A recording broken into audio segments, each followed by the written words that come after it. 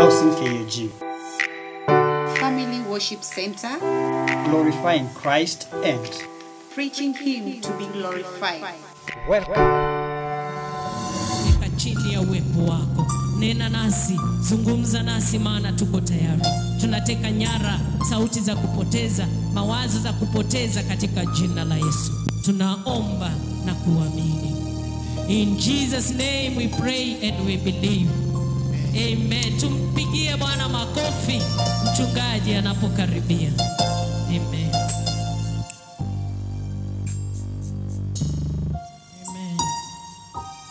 Nashukuru kwa sababu ya nafasi hii ambayo tumepata.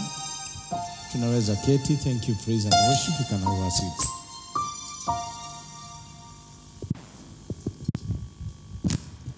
Nashukuru kwa nafasi that God has protected each one of us. Mungu ametulinda, ametupa nafasi nyingine kupatikana katika ibada hii yetu ya pili, na I believe that God is going to minister to us in a great way. Bwana yetu asifiwe. I just want to share something that God laid in my heart, and ndio nataka nishiriki asubuhi ya leo.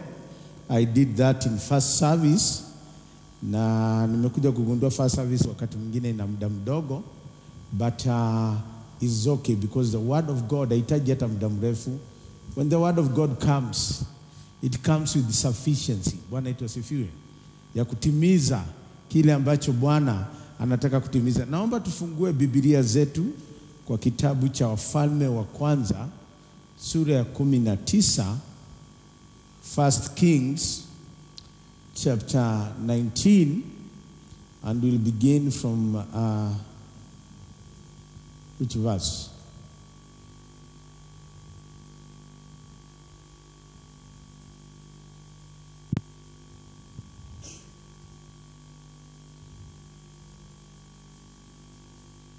Verse 9. Tuanze verse 9. Biblia inasema, let us leo wacha tusimame tukisoma neno la Bwana. Let's stand as we read the word of God. Wakati wa Ethel kwa linasomwa kama watu wamekaa chini, people are standing so that they can affirm what God is saying. Bwana yetu asifiwe. So naomba tusimame wale wameketi. Biblia inasema, there he went into a cave and spent the night. And the word of the Lord came to him. Neno la Bwana likamjia, huyu ni Elijah. What are you doing here, Elijah? Mstari wa 10. He replied, akajibu na akasema, I've been very zealous for the Lord God Almighty. The Israelites have rejected your covenant, torn down your altars, put your prophets to death with a sword. I am the only one left, and now they are trying to kill me. Ni mimi tu nimebaki na wanajaribu kuniua. Mstari wa 11. The Lord said, Bwana akasema, go out and stand on the mountain in the presence of the Lord, for the Lord is about to pass by. Enda usimame kwa maana Mungu yuko karibu kupita. Then a great and powerful wind tore the mountains apart and shattered the rocks before the Lord. But the Lord was not in the wind. After the wind, there was an earthquake, but the Lord was not in the earthquake. Mstari wa 12. After the earthquake came fire, but the Lord was not in the fire. Just you obedient ndio tunasemanga fire. You can call fire na kumbe Mungu hayuko hapo. Bwana yetu asifiwe. And after the fire came a gentle whisper. Mstari wa 13. When Elijah heard it, he pulled his cloak over his face and went out and stood at the mouth of the cave. Then a voice said to him, what are you doing here, Elijah? Mstari wa 14, he replied, I've been very zealous for the Lord God Almighty. The Israelites have rejected your covenant, torn down your altars, and put your prophets to death with the sword. I am the only one left, and now they are trying to kill me. They are trying to kill me. The Lord said to him, go back the way you came and go to the desert of Damascus. When you get there, anoint Hazael, king of Aram. Mstari wa 16. Also anoint Jehu, Nimshi, king of Israel. And anoint Elisha, son of Shaphat, from Abel Meholah, to succeed you as prophet. Mstari wa 17. Jehu will put to death anyone who escapes the sword of Hazael. And Elisha will put to death anyone who escaped the sword of Jehu. Mstari wa 18. Yet I have reserved 7,000 in Israel, all whose knees have not bowed down to Baal, and whose mouths have not kissed him. Mstari wa 19 na wa mwisho ambao utafika hapo. Elijah went from there. Hata sihitaji hiyo. I think tunaweza tumalizia mstari wa 18. Mstari wa 18. Let's repeat mstari wa 18. Yet I have reserved in Israel all whose knees have not bowed down to Baal, and whose mouths have not kissed him. May the Lord bless his word in Jesus' name. Father, we thank you for this word. Na naomba Bwana ninaponena neno hili kwa wote ambao wanaosinisikiza, you will minister to them as you desired, Lord, kwa utukufu wa jina lako. Bariki watu wako, bariki kanisa lako, bariki wote wanaoungana nasi katika hata mitandao, wabariki Bwana na uinue kwa utukufu wa jina lako. Katika jina la Yesu tumeomba na kuamini. Can the church shout amen? Amen, amen. Tunaweza keti, we can have our seats. In few minutes nataka kuongea kuhusu alone yet not alone. Bwana tusifiwe. Unaweza onekana uko peke yako na kumbe hauyuko peke yako. One of the words ambazo Elijah alikilia sana, I'm just taking the story of Elijah. There are so many stories. I'm just taking the story of Elijah as a base, as a foundation. And then I will be getting some scriptures here and there ili tukaweze kuelewa. Kitu kimoja Elijah alikuwa anasema ni kuwa I am the only one left. Mimi tu ndio nimebaki. Wameua hao watu wengine. I am the only one left. The story of loneliness iko very strong in the Bible. When people feel, unafeel ya kuwa uko peke yako. Uko peke yako. Ile mambo unapitia watu waelewi, people don't understand. And this is the reason why watu wengi wanauliza Mungu yu alikuwa wapi? Where was God when these things were happening to me? The question of why. The question of why. Why question imevunja mioyo ya watu wengi sana. Imevunja jamii nyingi sana. Wakijiuliza ni kwa nini? Kwani mimi ndio nani? Ndio ninapitia mambo ambao ninapitia. Why me? Why me? Why me? Na sio story ambayo imeanza saa hizi, ilianza kitambo katika Biblia. God when he created the first man aliona sio vizuri yeye akae peke yake. Bwana yetu asifiwe. In fact the Bible says everything God created was perfect. Kila kitu Mungu aliumba kilikuwa sawa. Lakini akaona mwanadamu aliyemuumba hata kama hayuko peke yake, kwa maana every evening God used to visit. Alikuwa anatembelea Adam. Akaona sio vizuri akae peke yake. Na ndiye akamuumbia msaidizi. Bwana wetu asifiwe. When you go through the Bible, kuna watu wamefeel ni kana kwamba Mungu amewaachilia. One of them, I will go kidogo na sitaenda sana. From Genesis to Revelation, there are people ambao wamefeel Mungu amewaachilia. Mimi niko peke yangu. That's why God ministered to me na akaniambia, go and remind my people, they may look alone, but they are not alone. I have come this morning kukuambia, unaweza onekana uko peke yako. You are fighting that battle alone. Ni kama wewe ndio unapigana na hiyo vita peke yako. Ni kama ni wewe tu ndio umepata hiyo ugonjwa peke yako. Ni kana kwamba ni jamii yako ndio inaonewa katika ulimwengu huu. But listen to me, you may look alone, but you are not alone. If you believe in God, unaweza onekana uko peke yako. Unaweza onekana ni kana kwamba watu wamekuacha, watu wamekuachilia. But you may look, ni kuonekana, but in real sense, you are not alone. Hallelujah. Na ndio Mungu alikumbusha Elijah. Akamwambia, nina watu 7,000 hawajainamia Baali. Elijah anasema, they have killed all your prophet. Kulingana na Elijah, he was the only prophet. He was the only man standing for God in his generation, according to Elijah. Na that's why alitaka hata kujiua. Do you know Elijah angekuwa na zile madawa watu wako nazo siku hizi, angekuwa commit suicide. Angekuwa mhubiri wa kwanza kucommit suicide.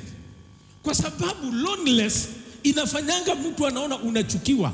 Unaonekana ni kana kwamba wewe umechukiwa, haupendwi, ni kana kwamba watu washughuliki na mambo yako. But listen to me, people may look reluctant. Watu wanaweza onekana hata wataki kujua mambo yako. You may look alone, but you are not alone. Hallelujah. Hauyuko peke yako. Salimia jirani yako, mwambie uyuko peke yako. Unaweza kuwa umepata magonjwa, umefanya mingi, vitu mingi. One of the reasons, statistics inaoneshana, one of the reasons why people are committing suicide ni kwa sababu ya loneliness. Wanajiona hawana mtu wa kuwasaidia.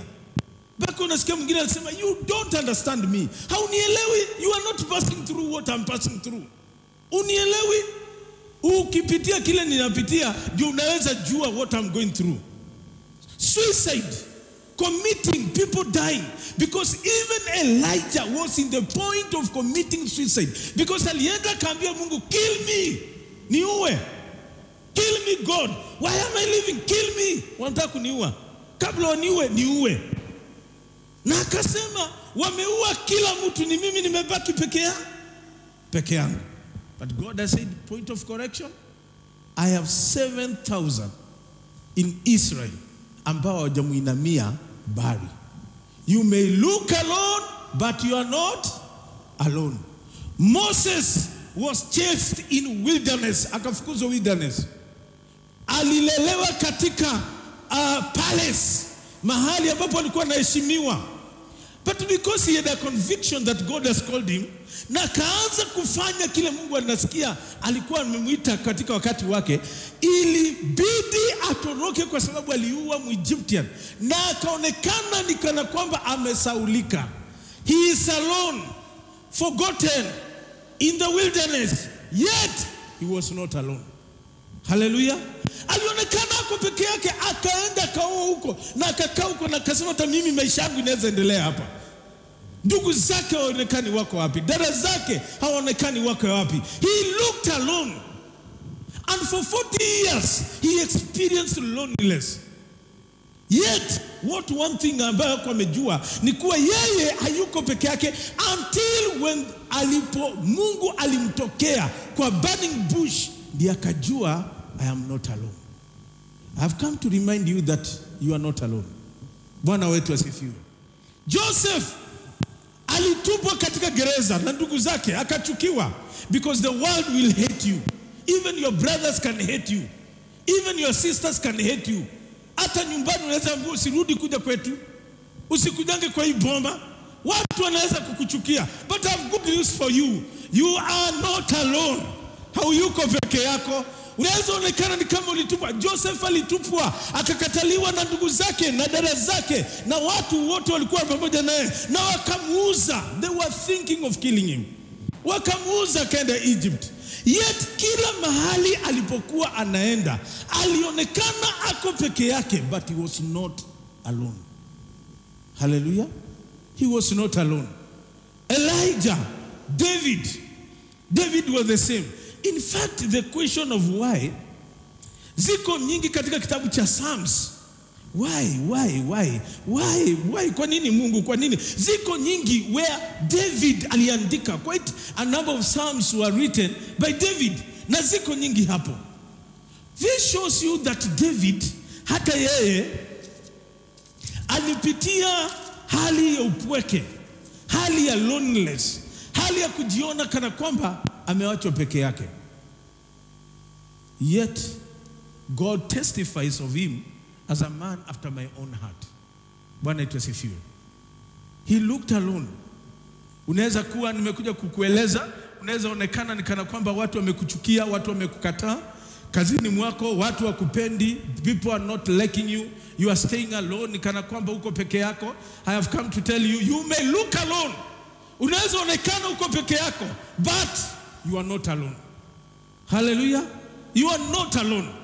You are not alone. How yuko peke yako? Jesus himself, Yesu mwenyewe, ilifika wakati akauliza Mungu, why have you forsaken me? Kuna wakati Yesu wanafunzi wake walitoroka, wakaonekana ni kana kwamba wameenda, na Yesu akaangalia na akasema, God, wewe ulionituma katika ulimwengu, why have you forsaken me? Kwa nini umeniacha?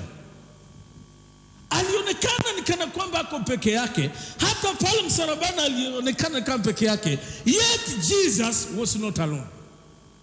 Hallelujah. Bwana wetu asifiwe. Time has no. Sina wakati wa kuongea kuhusu Paul the apostle. Sina wakati wa kuongea kuhusu John the Revelator in the book of Revelation, ambaye alitupwa katika kisima cha Patmos na akaonekana ako peke yake. Kumbe kutupwa huko ndipo Mungu alizungumza naye na akampea ufunuo ambao inachanganya watu wengi mpaka saa hii. The book of Revelation, which is confusing a lot of churches, confusing even pastors, confusing even members, kwa sababu huyu mtu alionekana ako peke yake, but he was not alone. God was revealing things to him when he was alone. Wakati watu walikuwa naona ako peke yake, Mungu alikuwa anamletea ufunuo. Listen to me, my brother and my sister. Unaweza ona huyo ugonjwa uko nayo, ni wewe peke yako ndio uko nayo. Ni wewe peke yako. Na ni kama Mungu amekuachilia. I have come to remind you this morning, you are not alone. How yuko peke yako? Salimia jirani yako, umwambie you are not alone. Unaweza onekana uko peke yako, mzee wako amekuacha, mke wako amekuacha, hata watoto wako wakushughulikii. You may look desolated, isolated. Na hata isolated, yani umewekwa kando, naambiwa hawa watu kama hawa hata tuongeangi nao namna hiyo. You may look alone, but you are not alone. The four lepers, wale wa ukoma wanne, walionekana wametupwa katika kijiji na wakakuwa casted from the society. Casted from society. Hatuwataki, mna ugonjwa ambao inaweza tuambukiza hapa. Na ugonjwa kwanza wa corona ni mbaya kwa maana ni ugonjwa wa kutenga watu. Hautaki watu wakae pamoja, wakae karibu, wakae kando. Na ukishikwa na ugonjwa unawekwa nyumba yako na inazungushwa. Hata daktari tu anakujanga na kuangalia haraka, anawacha madawa, anatoroka kwa maana hataki kukaa pamoja naye. It is a disease of isolation. It is a disease of rejecting some people. Kama ile ilikuwa ugonjwa wa lepers, which they were rejected, and the people never thought they could do anything. Lakini they were not alone. Kwa maana walipoanza kutembea kuenda, kuna nini zilisikika, sauti kubwa zilisikika, hazikuwa zao. Some people were joining them. There was a jeshi ambao wako wanaona na macho yao, lakini walikuwa na watu fulani. Elijah wakati mmoja, Elisha wakati mmoja aliombea jamaa, mfanyikazi wake anaitwa Gehazi. Gehazi wakati mmoja walizungukwa na jeshi kubwa ya Samaria kukuja kuattack, kukuja kuingilia Elijah na Elisha na kuja kumuua. Na Gehazi alipotoka kwa nyumba akaona ile jeshi iko, akasema sisi leo tumekufa. Aliona watu wawili, Elijah na yeye peke yake, na kaona jeshi kubwa linakuja kumwataka. But he never knew that they are not alone. Bwana wetu asifiwe. Mungu akaambia Elisha, akasema, Bwana, fungua macho ya mtumishi wako aone we are not alone. And this is my prayer I am praying for the church this morning.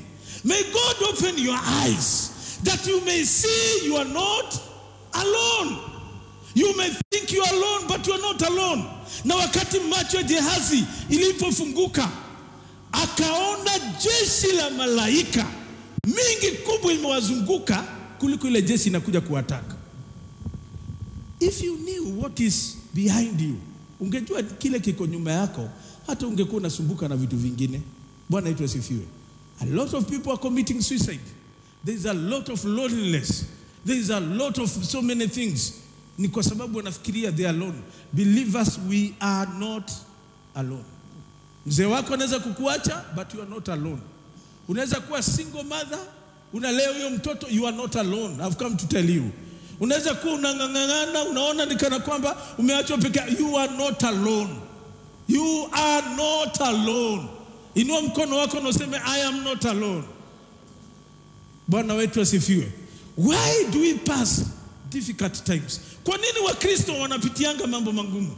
Why do we pass difficult times? Wakati mwingine tunapitia vitu vingumu ambazo tunaweza shindwa ni nini kinatendeka. Why do we pass? Why did Joseph had to pass through that difficult time? Kwa nini watu kama Job ambaye alingangana bidii yake na akapata mali ya ulimwengu huu, in one day hiyo mali watoto wakakufa wote, na ule mke ambaye alikuwa anafikiria anaweza mtia moyo. Bwana wetu asifiwe. Huyo mke akamwangalia hivi, akaona amekuwa mgonjwa, akamwambia, si utukane Mungu ukufe. Ule mtu mwenye anaweza kukupea hope, your wife, your husband, akwambie tuko pamoja, hata kukienda namna gani tuko pamoja. Ninaomba wake wa aina ya Job wasipatikane. Hallelujah. Can somebody say amen? Ambaye ni mama anataka mzee wakati mambo yako mazuri, wakati yako na nini? Afya. Wakati anaamka na analeta mapesa, ndio mzee anakuwa mtu wa maana. Siku ile pesa inakosekana, anaambiwa, si unajua kule ulinitoanga, siku ile utapata pesa, utanikuta huko. Hao si ati wako siku hizi tu, siku ya Job walikuweko. Kwa maana Job alipopatwa na whatever happened to him, mke wake ambaye angempa comfort, angemfariji, angemtia moyo, huyo mke ndiye alimwambia, tukana Mungu ukufe, yeye abaki na nani? Job akikufa, yeye abaki na nani? Naye alikuwa mume wake. Bwana yetu asifiwe. May God rebuke that spirit in our generation in Jesus name. May God afanye vijana wetu wasipate wake wa aina ya Job katika jina la Yesu. Hallelujah. Kwa maana hao ni watu wa kukuangamiza, wa kukupeleka kaburini haraka. Isipokuwa mimi na doubt, sijui vizuri, siwezi sema mambo mengi. Isipokuwa ni marafiki wale watatu walikuja wa Job, hiyo mama atangepanga kitu, Job aendange mbele. Alimuona useless, alimuona ana maana, mali yote ambayo ilikuwa inawashikilia imeenda, kila kitu, wale watoto walikuwa nao wameenda. Job was alone, yet he was not alone. Bwana yetu asifiwe. Hata mke wake alikuwa anamkataa. So why do some things happen to us even as believers? Kwa nini vitu vingine zinatendeka zinakuwa za uchungu katika maisha yetu kama hata Wakristo? One of the things why people suffer, one of the things why bad things happen to believers, why we go tunafika state ya kuona kwa hata ni kama tumeachiliwa, one of the reasons ni kwa sababu we are living in a fallen world. Bwana yetu asifiwe. We are living in a world that hates believers, so you will be isolated. Yesu alisema in the book of John chapter 15 verse 18 to 18, verse 15 to 18, Yesu alisema namna gani? Niweke hiyo maandiko.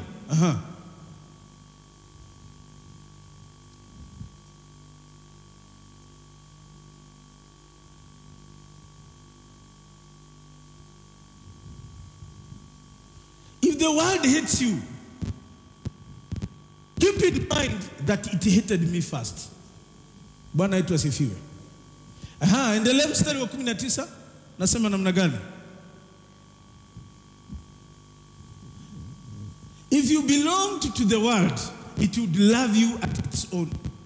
As it is, you do not belong to the world, but I have chosen you out of the world.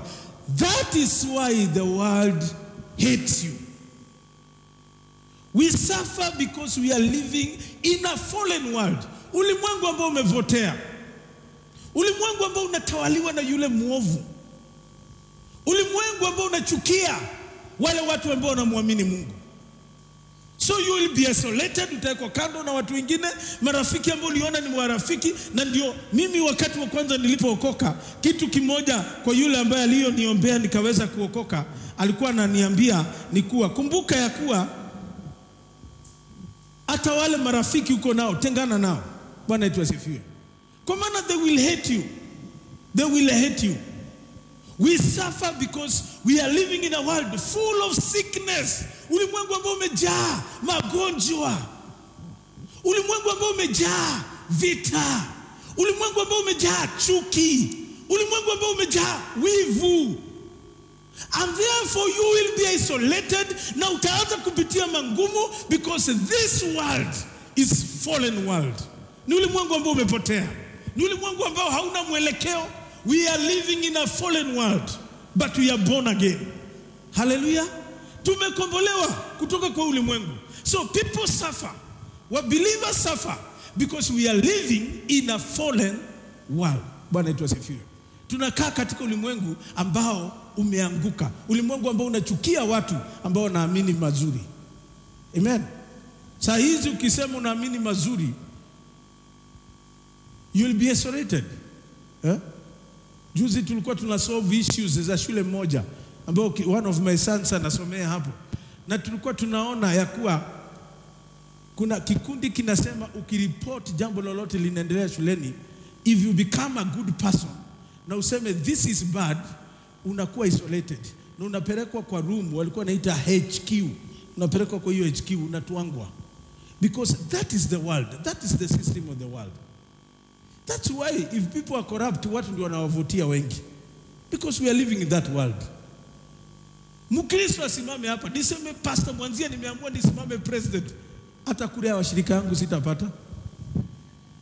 Wacha ya watu wengi hapa kwa kanisa sitapata kura.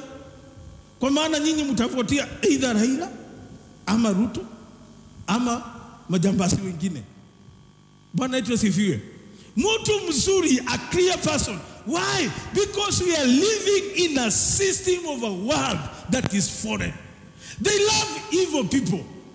Ndio alisema, ndio unaona wakasema wakati wa Yesu wakasema tuachie Barnabas mwizi na Yesu mfanye nini? Mumsurubishe. It is a world system. And therefore utakuta watu watakuchukia. Kazini mwako utachukiwa. Kwa nyumba yako utachukiwa. Hata kwa jamii yenu unaweza chukiwa. Because we are in a world that is fallen.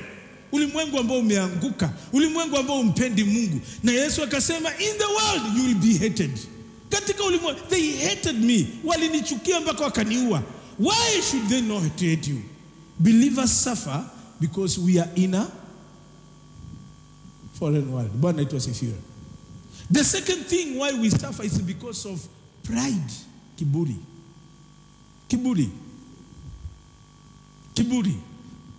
Wakati mtu anaanza kupata vitu, unaona anaanza kuwa na kiburi, hataki kusalimia watu fulani. Asubuhi nilipeana mfano wa one particular lady. Tulikuwa tunashiriki naye kitambo sana. Many years, hata sikuwa nimeoa. Na wakati mmoja nakumbuka nikitoka Bible school nikifika Naivasha, that lady alikimbia mpaka mahali nilikuwa nikishuka katika stage. Kimbia kanishika pastor. Wow. Hallelujah pastor. Bwana asifiwe. I love you. Unanibariki sana mchungaji. Unanibariki sana. Nikasikia hata mimi nafanyaga kazi mzuri. Wacha apate na jamaa. Akachukuliwa na kajamaa. Sitataja ni jamaa mgani. Akaanza kuendesha magari ya Prado. The same Naivasha tukakutana naye, nilisikia pip pip pip. nitoke kwa barabara. The same person ambaye alikuwa ananikumbatia akisema mimi am a blessing, the same person na sasa hiyo mimi natembea tu mguu, baada ya kusema pastor ingia hapa nikupe lift nikupeleke mahali fulani. Anasema bibi, pride ikaingia. It is so unfortunate that she's not more. Alikufa. It's so unfortunate. Bwana itu asifiwe. But pride inafanya Mungu anaachilia vitu fulani kwa maisha yako so that you will not be pride. Bwana itu asifiwe. Let's go to the scripture ambayo tulisoma asubuhi. Ya ndugu wetu Paul. Iko in the book of what? 2 Corinthians? 2 Corinthians. Let's go to 2 Corinthians.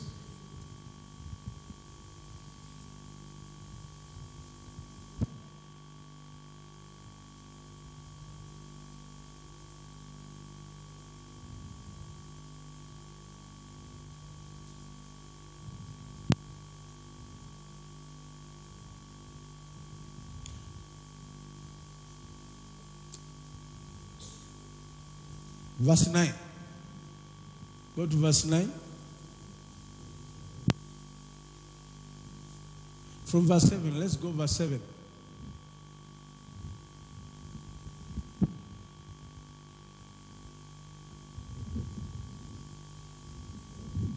All because of this surpassing great revelation. This is Paul talking. Paul alikuwa na ufunuo mkubwa sana wa Mungu. Paul alitumika sana na Mungu. Na because ya hiyo revelation angepandwa na kiburi. Na Biblia inasema therefore in order to keep me from becoming conceited. Bwana itu asifiwe. I was given a thorn in the flesh. Niliwekwa mwiba katika mwili wangu. A messenger of Satan. Nilitumiwa mjumbe wa shetani akaake karibu na mimi. To torment me. To torment me. Kwa maana Mungu amenipa ufunuo mkubwa. Mungu amenipa mambo makubwa katika maisha yangu. God is using me for healing. Ili anifanye kiburi kisiinuke, aliniweka katika njia ya suffering kidogo. Bwana yetu asifiwe. Niliwekwa katika njia ya suffering. There are many people who have come with the argument here, the thorn in the flesh ya Paulo. Wengine wanasema alikuwa chongo, macho yake ilikuwa mzuri, so angependeka namna hiyo. So many stories have come. Bwana yetu asifiwe. But the issue is this. A messenger of Satan alitumwa kwa nyumba ya Paul. Akuwe kimtorment ili kiburi kisiingie ndani ya maisha yake. Let's go to verse 8. Verse 8 inasema namna gani? 3 times I pleaded with the Lord to take it away from me. Aliomba, Bwana wewe unajua mimi naombea wagonjwa wanapona. Why is this sickness in my life? Kumbe hiyo sickness imekuja ili imreduce chini. Bwana wetu asifiwe. Kuna wengine wanahitaji kuchungwa na sickness. Kuna wengine wanahitaji kuchungwa na vitu kadhaa ili unyenyekee. Kuna watu hapa wakipata mavitu hata mtakuwa mnasalimiana nao. Utakuwa mnaoneana view sasa. Pastor, I'm so busy. Pastor, I can't get time. Atakuomba sina wakati. Pride inaanza kuinuka. Ili Mungu alireduce pride kwa watu wengine, he allows that they suffer kidogo.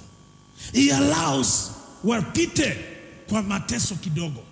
Bwana wetu asifiwe. Wapitie mambo kadhaa kidogo ili hiyo kiburi kisinuke. Kuna watu, every person has potential of pride. Kila mtu ako nayo. Lakini kuna wengine Mungu amewapa neema wanaweza kalia chini. Bwana wetu asifiwe. Wengine wakipata kitu fulani saa hii hatutalala kamere.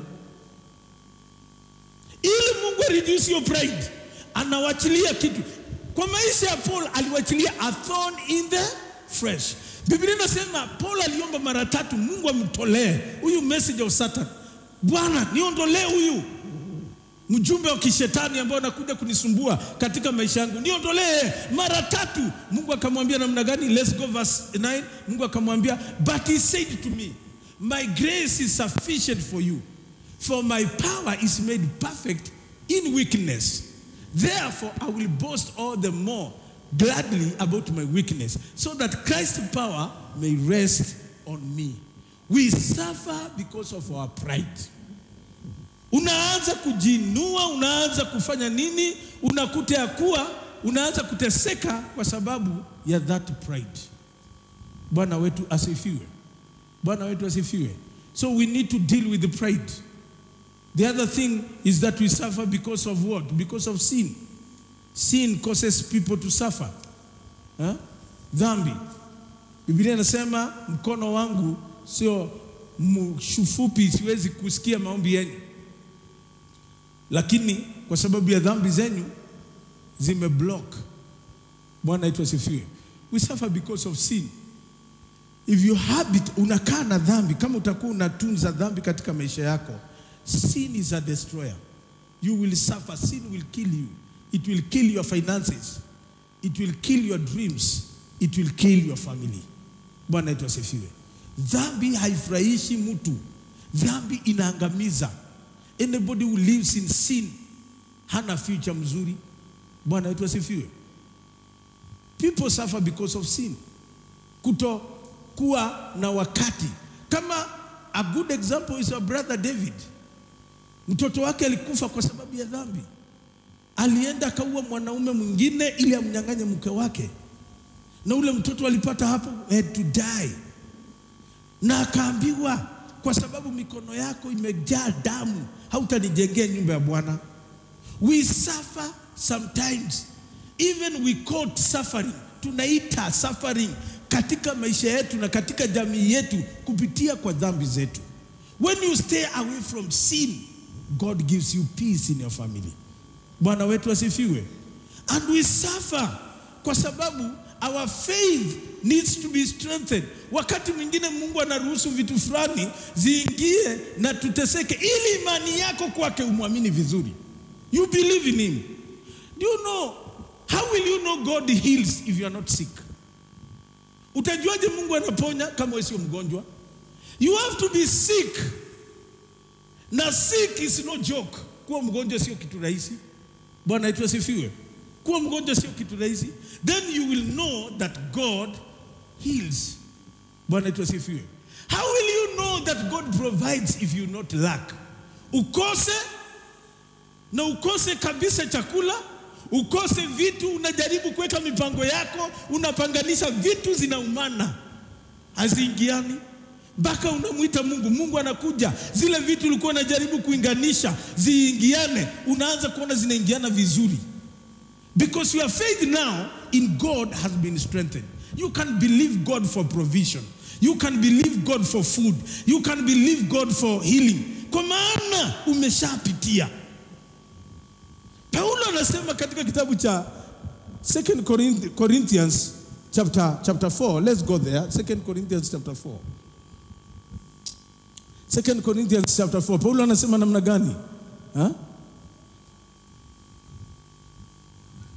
Let me open my Bible. Hii inakaa kidogo. Sijui inaenda na US alafu inarudi ama namna gani?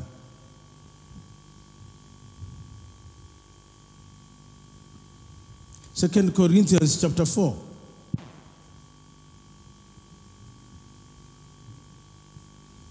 Verse 8. We are hard pressed on every side, but not crushed. Listen to what Paul is saying. We are perplexed, but not in despair. Let's go to verse 9.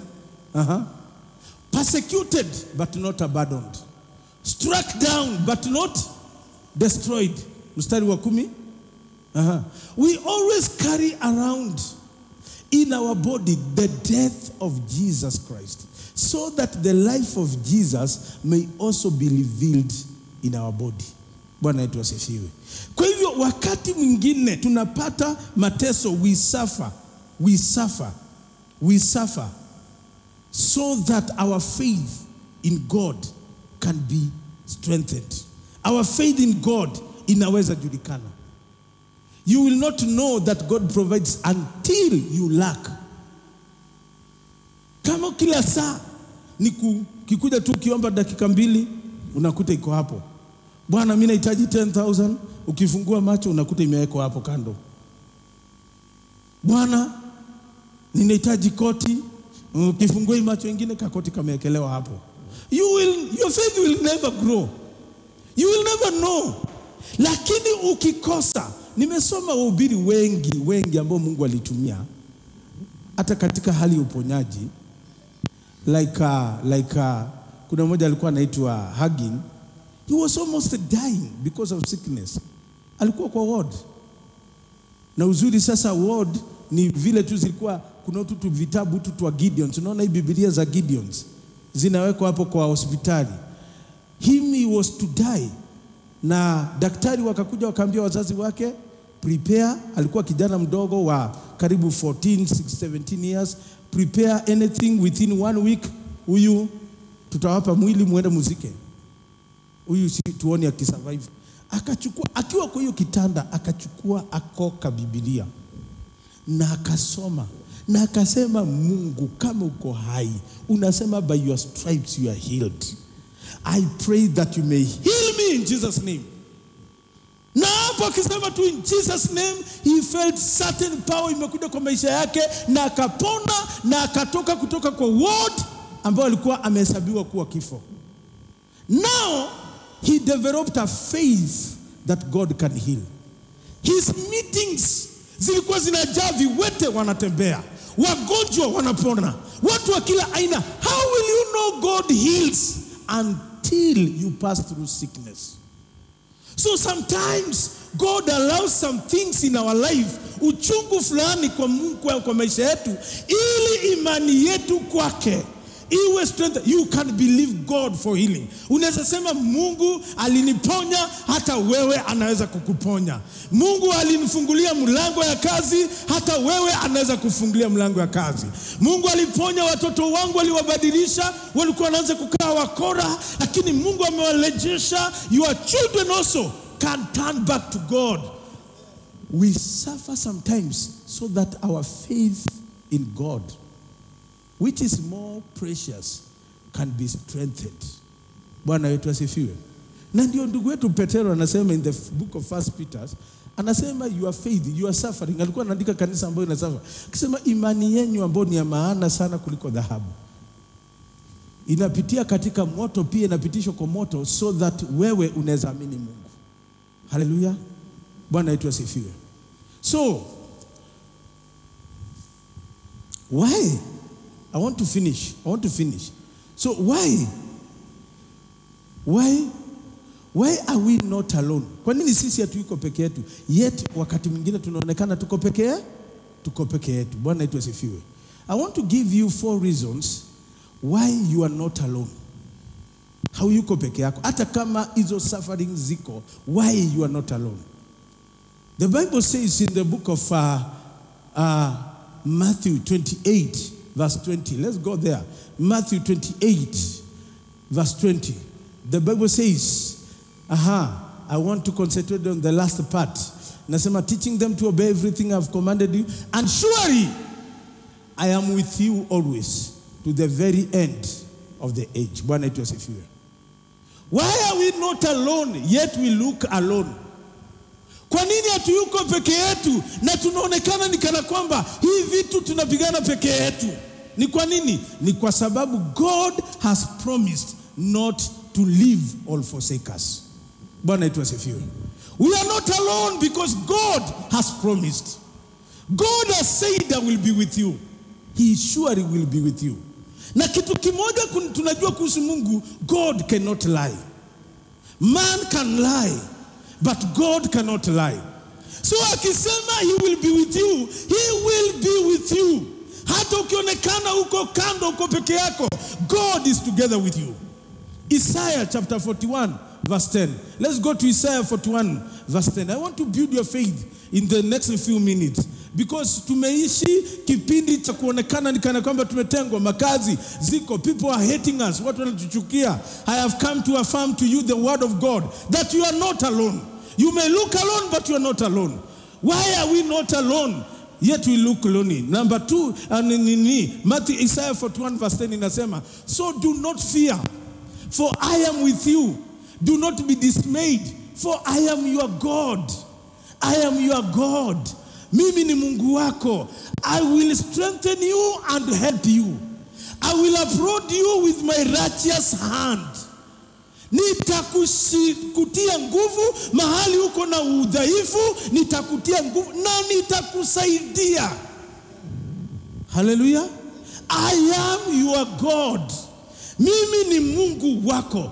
We are not alone because God has promised not to leave us nor forsake us. Mungu ametuahidi. Hallelujah. So we are not alone. We are not alone. That's why Daudi anasema katika Psalms 23. Let's go to Psalms 23. Psalms 23 verse what? 5 or 6 hapo. Psalms 23, yes, verse 4. Even though I walk through the darkest valley, hata kama nitatembea katika valley inaitwaje na Kiswahili? Bonde la mauti. Hata kama nitatembea katika, I will fear no evil, for you are with me. Hallelujah. You are with me. Hata nikionekana kama niko peke yangu, God, you are with me. Hata nikionekana kama nimechukiwa, Lord, you are with me. Hallelujah. Your Lord and your staff, they will comfort me. So we are not alone because God has promised not to leave us nor forsake us. God will not leave you. And God is not a man to lie. Hallelujah. I talked here some 7 things God cannot do. Kuna wakati niliongea hapa kuhusu vitu 7 Mungu hawezi fanya. One of the things God cannot do, God cannot lie. Mungu hawezi danganya. Ikisema I will bless you, he will bless you. Akisema I am with you, ako pamoja na wewe. Hata wakati unaona nikana kwamba mambo ni mangumu, God is together with you. There's a story that goes of a young man ambayo Mungu aliongea naye na akamwambia, I will not leave you and forsake you. Kamwambia mimi sitakuachilia. Na kuonyeshana ya kuwa sitakuachilia, utaonanga miguu yako na miguu yangu tukitembea pamoja. So anaona tu usiku, anaona kwa dream, anaona miguu ya Mungu na miguu yake wanatembea. Lakini akaanza kupitia mambo magumu sana katika maisha yake. Badala ya kuona miguu miwili, 2 pairs of miguu, akaanza kuona 1 pair of legs. Akasema Mungu linidanganya. Ona miguu ni yangu tu peke yangu iko hapa. Mungu akamzungumzia akamwambia, "Hapana, hiyo ilikuwa moto sana. Wewe huko unatembea, nilikuwa nimekubeba. Hiyo miguu unaona sio yako, ni yangu Mungu. Mimi nimekubeba juu. Juu ilikuwa moto sana, wewe ungeweza kupita, mimi ndio nilikuwa napita. Nikifika mahali hiyo moto imefika, nitakuachilia chini uanze kuona miguu mbili. But we are together with you. I have come to assure you, we are not alone because God has promised not to leave us nor forsake us. Amen. We are not alone because John chapter 14 verse 16 to 19. We are not alone because Jesus promised the gift of the Holy Spirit to be with us. Bwana yetu asifiwe. Hatuko pamoja kwa sababu Yesu alisema sitawaacha kama watoto wajane. I will come back to you. I will give you a comforter. The Holy Spirit strengthens us. Anatupea nguvu za Mungu. Nguvu za Mungu. Kukataa dhambi na kukubali mapenzi ya Mungu. Bwana wetu asifiwe. The Holy Spirit teaches us. Anatufunza na kutufunulia mausia ya Mungu ambayo yuko. We are not alone because the Holy Spirit lives in us as believers. Amen. John chapter 14 verse 16 to 19. John chapter 14. John chapter 14. John chapter 14.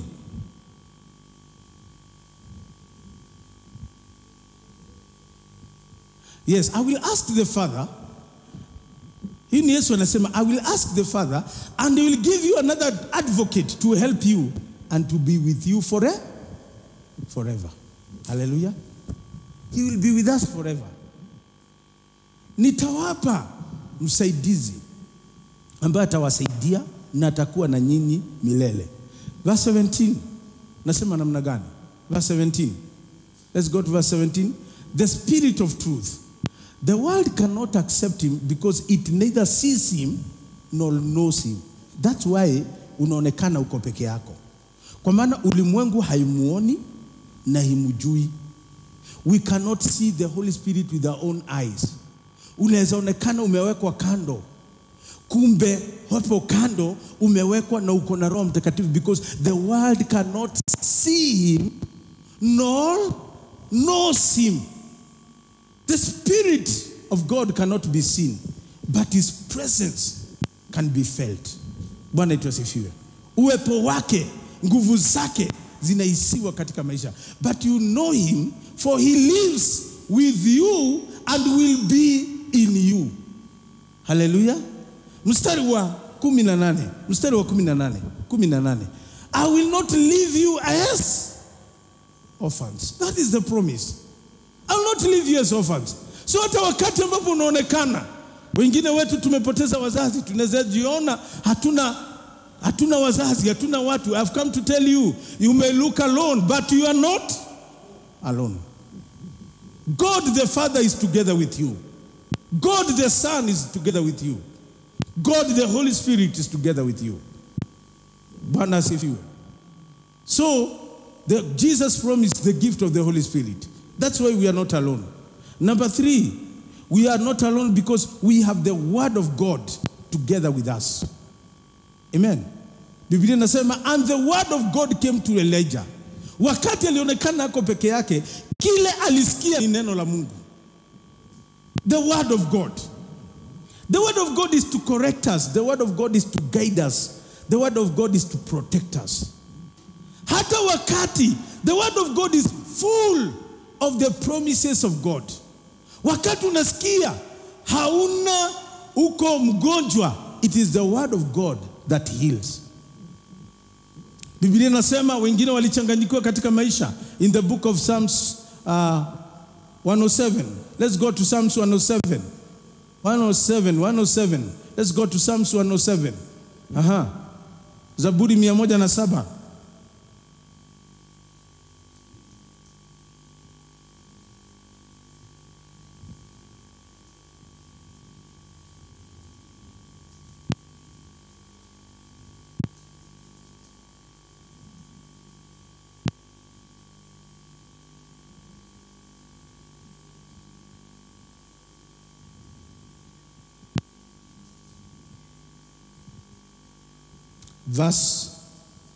Verse what? Verse 17 to 20.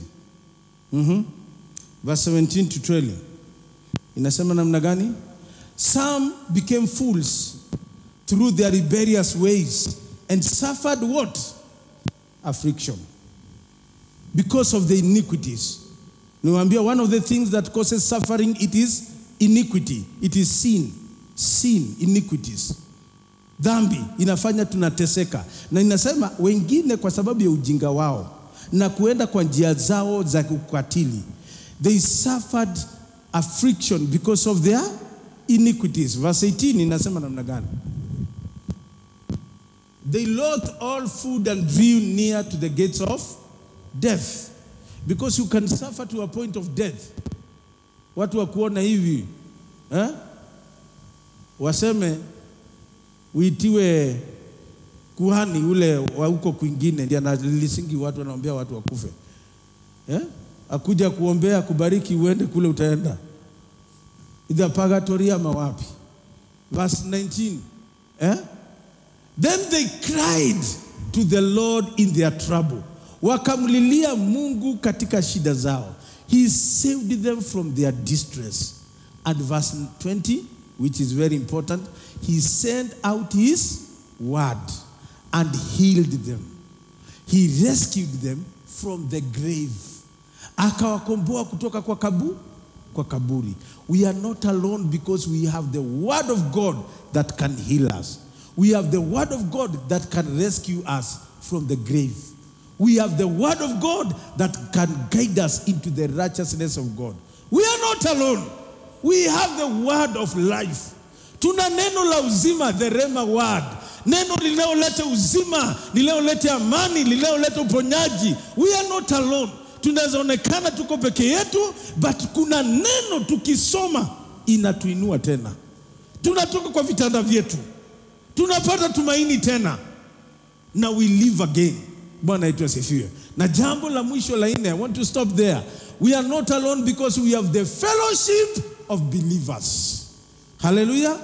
We have the fellowship of believers. Ndio unaona Biblia inasema katika Hebrews 10:25, not forsaking, usiwache ushirika.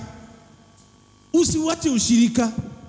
Usiwache kuungana. Kwa maana when everybody goes away, it is the fellowship of believers who will come together to you. Bwana yetu asifiwe.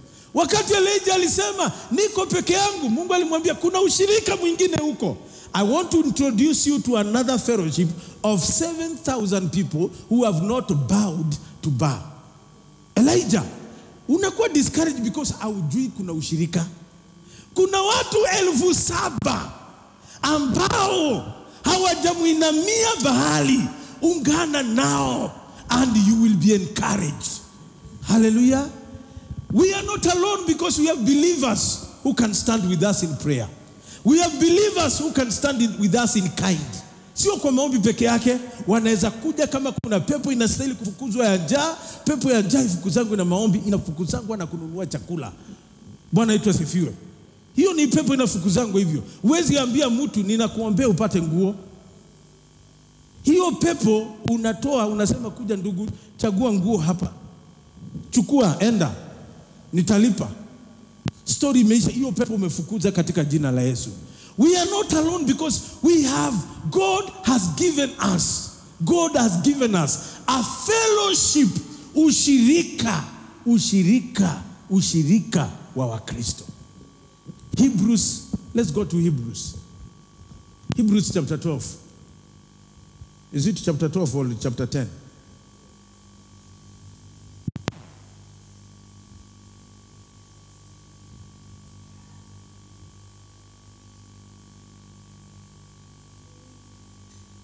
We are not alone. Hallelujah.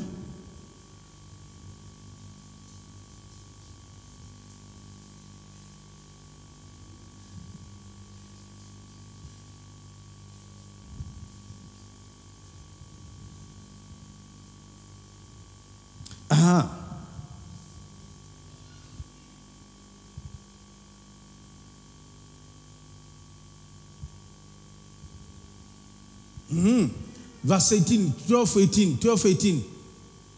12 verse 18. Bwana yetu asifiwe. 12, Hebrews 10, 12, 18. Let's go to 12. Yes. Tuache hiyo tabia ya kukosa mashirika. Wengine, you will suffer more because unateseka huko na unawacha ushirika. Ya wazee, ya wamama. Na hiyo ndio Mungu amekupa as a way to comfort you. As a way to comfort you. Biblia inasema, you have not come to Mount Zion. I want to read this. You have not come to Mount Zion that can be touched and that is burning with fire to darkness, gloom and storm. Let's go to verse 19. Or a trumpet blast, or to such a voice speaking words, that those who heard it begged that no further word be spoken to them. Let's go to verse 20. Verse 20. Because they could not bear what was commanded. If even an animal touched the mountain, it must be stoned to death. You see, let's go to verse 21. Where have you come? 21. The sight was so terrifying that Moses said, I am trembling with fear. You know, one thing I want to explain to you, God has not called us to fear. Amen. Na wakati wa mwanzo, vile Mungu alijiintroduce wakati wa Moses, alijiintroduce as a very fearful God. Mpaka watu walikuwa nasikia ni Mungu, wanaambia Musa, we enda uongee na Mungu, kile atakuambia, ukuje utuambie, tutafanya. They were fearing God. Bwana yetu asifiwe. Now the Bible says, we have not come to that. We have not come to Mount Zion. We have not come to Mount Sinai. Bwana yetu asifiwe. Verse 18, let's go to verse what? 20 what? 20, we were in 20. 22, yes. But you have come to Mount Zion. This is what I want to tell you. You are not alone because of where you have come. One, it was a few. But you have come to Mount Zion, to the city of the living God, to the heavenly Jerusalem. You have come to thousands upon thousands of angels in joyful assembly. Umekuja kwa ushirika wa furaha. Ushirika ambao umeungana na malaika. Ushirika ambao unaungana na watu walio hai. Mungu alio hai. We have a fellowship. Not only a fellowship, a joyful fellowship.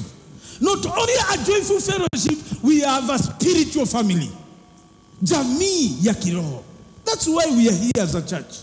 To build a spiritual family that will glorify Christ and preach him to be glorified. Bwana wetu asifiwe. Tumekuja kwa jamii. So hauyuko peke yako because kuna jamii ya kiroho. That's why it's important for you to be a member of a particular church. Hata kama ina miguu lakini wewe ni mshirika hapo. Bwana wetu asifiwe.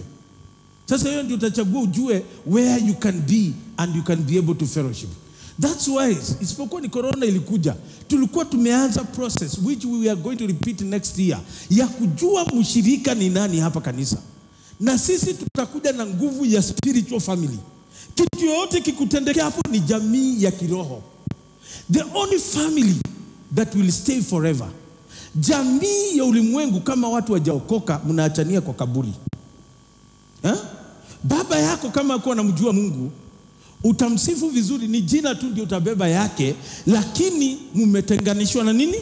Na mauti. Hautamuona tena. But believers, tunakutana hapa na mbinguni tutakutana tena. Sio hapa peke yake. It is a spiritual family. It is a family that lasts. Inazidi maisha ya zile sisi tunaishi. Bwana wetu asifiwe. Mtu wako, mtoto wako, kijana yako, hata mume wako, hata mke wako, na jamini Mungu.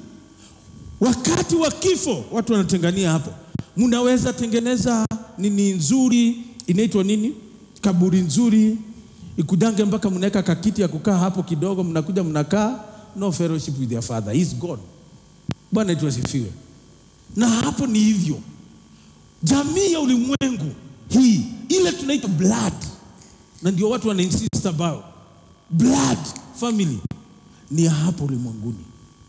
But the blood family inaweza mpaka mbinguni if you are all born again. That's why unasikia ndugu yetu akisema ufalme huu ni wetu na watoto wetu, so that tukimaliza hii ulimwengu we can fellowship again in heaven. Hallelujah. So you have, why are you not alone? God has given every believer a spiritual family. Bwana wetu asifiwe.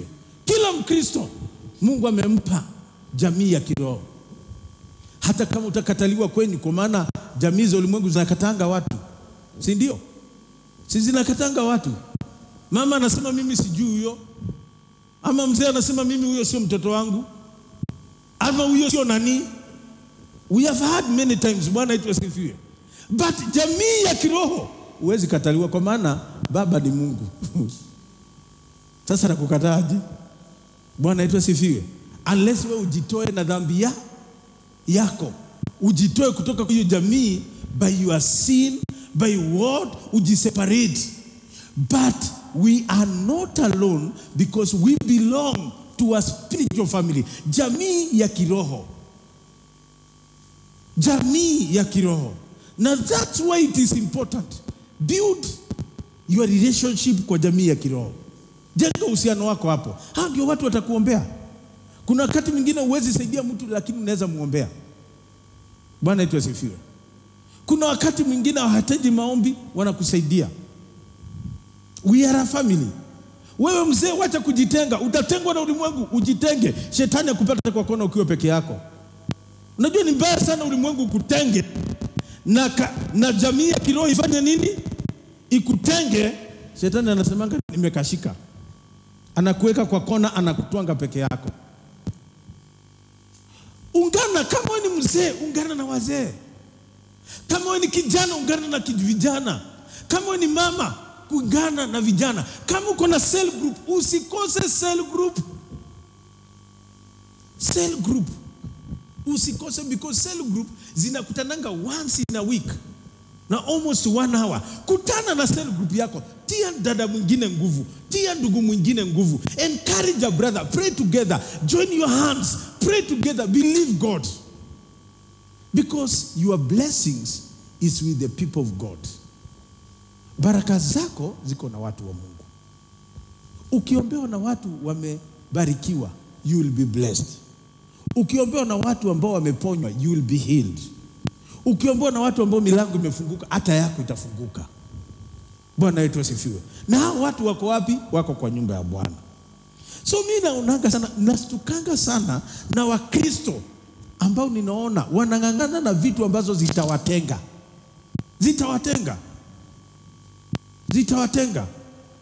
Lakini ile kitu ambayo itakupa ushirika wakati umetengwa, haung'ang'ani nayo. May God deliver us in Jesus' name. The spirit of laziness of fellowship. Roho ya uvivu ya kushirikiana. Wazee kwa wazee, wamama kwa wamama, vijana kwa mama. May God deliver us from that spirit in Jesus' name. Na tujaze na roho wa kutilia, wa kupalilia jamii ambayo tutakaa hapa na tutenda huko mbinguni. Ibada ya kwanza nilisema hata huduma zingine zinaishia hapa. Kama uchungaji. Huduma uchungaji haiendi mbinguni. Ni kumaliza hapa, ni kuandaa watu waende mbinguni. Ephesians. Read Ephesians. To prepare the church, to prepare the saints. Bwana wetu asifiwe. Hiyo kipawa ni ya hapa. Lakini kuna vipawa zinaingia mpaka huko mbinguni. Vipawa za uimbaji, worship. Huko nitana nikae chini akina Devi waniongose na kina mama. Mimi niseme yangu nilifanyanga wapi? Chini. Story yangu iliisha hapo. Lakini ya wapi ya huko ni worship. Huko ule atatuhubirianga ni Yesu. Yeye ndio the chief shepherd. Yeye ndiye atakuwa anatuhubiria. Kama hujaisikia mahubiri ya Yesu. Haleluya. Ama kama unatamani mahubiri ya Yesu, usikie Yesu akisimama mbele yako hivi akwambie, Bwana asifiwe. Wacha nikuhubirie, nikutie moyo. Then kaa vizuri uende mbinguni. You will listen to sermons za Yesu huko. He will be the chief. Bwana wetu asifiwe. Worship, malaika na kina Devi, sisi tutakuwa tunakaa kando. Sisi ni worshiper, tunakaa namna hii.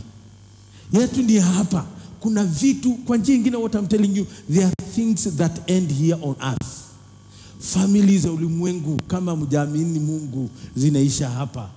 Unalia, story inaisha. Hautamuona tena. Lakini kama mumeamini Mungu, you will see him again. Bwana wetu asifiwe. That's why the spiritual family is more important. Spiritual family, lakini watu wajaelewa hivyo, kwa maana we move by sight, we don't move by spiritual things. That's why we have not understood some things. Bwana wetu asifiwe. Unaona unakosa fellowship. Na hiyo ndio huyo unakosa fellowship, na huyo mnakosana naye. Wengine na wanakosana kwa kanisa.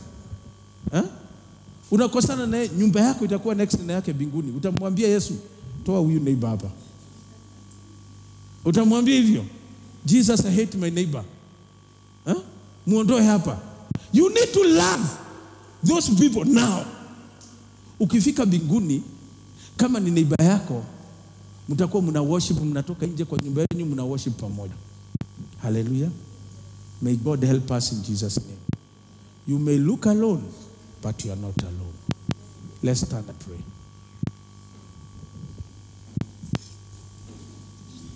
One of the things that will give you fellowship ni believers, ni the church.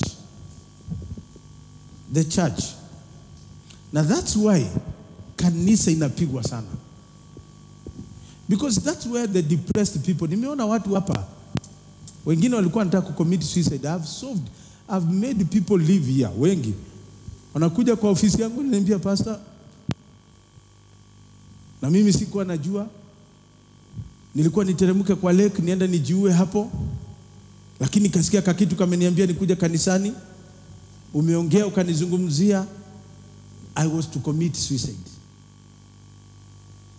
Kanisa, the fellowship ambayo alipata ilimpata ikabadilisha asicommit suicide, aanze kuingia katika na kuishi tena.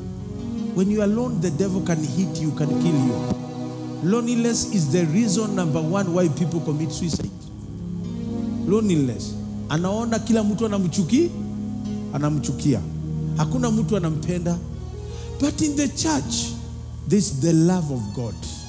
Kuna upendo wa Mungu.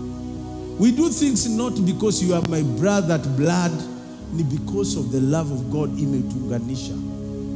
Amen. Bwana wetu asifiwe. So we must refuse any spirit in our midst ambayo utakata ushirika wako na Mungu wako, because God alisema, God promised you will never leave you nor forsake you. Number 2, resist any spirit inakatisha ushirika na wale wa Kristo wengine. Hata kama wako na weakness, they are still your brothers and your sisters in Christ. Bwana wetu asifiwe. Sisi tunaishi na watu wako na weakness mingi, hata watoto wetu, na tunawakataa. Hatuwakatai. Mke wako, mume wako si yako na weakness zake, unamkataa? Haumkatai, because you are in one family together. The same thing in the church. Unaweza kuta wengine wanaongeanga sana mpaka wanakukwasa kwa kanisa. Kumbuka, you are in one spiritual family. Pray for that person. Wengine wana macho, hata wakismile wanakaa ni kama wanakutukana. Na sasa hizo wamesmile sana, anakondoa macho, na kumbe aliumba umbo yake hivyo. Love them the way they are, and you will receive the blessings of God. Just lift up your hand and tell God, ambia Bwana asante, because I am not alone. Affirm that you are not alone. Refuse anything that can separate you from the love of God, from the love of God. Lord, we thank you because you are releasing your grace now. You are releasing your grace of fellowship, your grace to strengthen, your grace to encourage, your grace to build in the name of Jesus. We cancel every spirit of loneliness. Roho ya kujiona ya kuwa tuko kipekee, hatuna mtu wa kutusaidia, tunakataa katika jina la Yesu. Oh, Holy Spirit, come and inhabit in our midst. Tujaze na roho wako Bwana. Oh, Spirit of the living God, move in our midst. Affirm the word of God in our heart. Thibitisha neno la Mungu ndani ya maisha yetu. Thibitisha ukuu wa Mungu. Thibitisha miujiza ya Mungu. Thibitisha maajabu ya Mungu katika jina la Yesu Kristo. Tunakataa roho ya matengano, roho ya kututenga mahali tunaweza pata msaada katika nyumba ya Bwana. Tunakataa roho ya kukataa maushirika, roho ya kupinga maushirika, roho ya kupinga cell groups, roho ya kupinga. We refuse it in the name of Jesus. Alapoyorima na lakanda boyoribia shatala poyorima manala mniribikitia. We worship you, Lord. We worship you, Lord. We worship you, Jehovah. You are a God who keeps his promises. Wewe ni Mungu unayeweka agano zako kutoka kwa kizazi kimoja hadi kizazi kingine. We bless you for who you are. We bless you for your greatness. We bless you for joining us together with great and mighty people. We bless you, Lord. We bless you, Lord. Bariki wa mama, bariki wazee, bariki ushirika wazee, bariki ushirika vijana, bariki ushirika wa mama, bariki ushirika watoto. Let them be great because of the fellowship. Wacha wawe wakubwa, wa ajabu kwa sababu ya ushirika. Open doors because of the fellowship. Fungua milango. Let your healing come. Wacha uponyaji wako ushuke kwa wale walio wagonjwa kati yetu kwa sababu ya ushirika. In the name of Jesus, we bless you and we honor your name. Leka poyorima mana poyorebea. Shandolo poyorima mana lamberebe katena mayai. Ekata poyorimo yorima nala. We worship you. We worship you. We worship you. We worship you. We honor your name. Who is great like you? Who is great like you? Who is holy like you? Thank you, Lord. Kwa kanisa lako libariki na uliinue na ulitendee mambo ya ajabu kwa utukufu wa jina lako. Bless your people. In Jesus' name we pray and we believe. Can you shout amen? Can you shout amen? Inua mkono wako seme I am not alone. Sema I am not alone. I have God the Father, God the Son, God the Holy Spirit together with me. I have the Word of God. I have the fellowship of believers. I am not alone.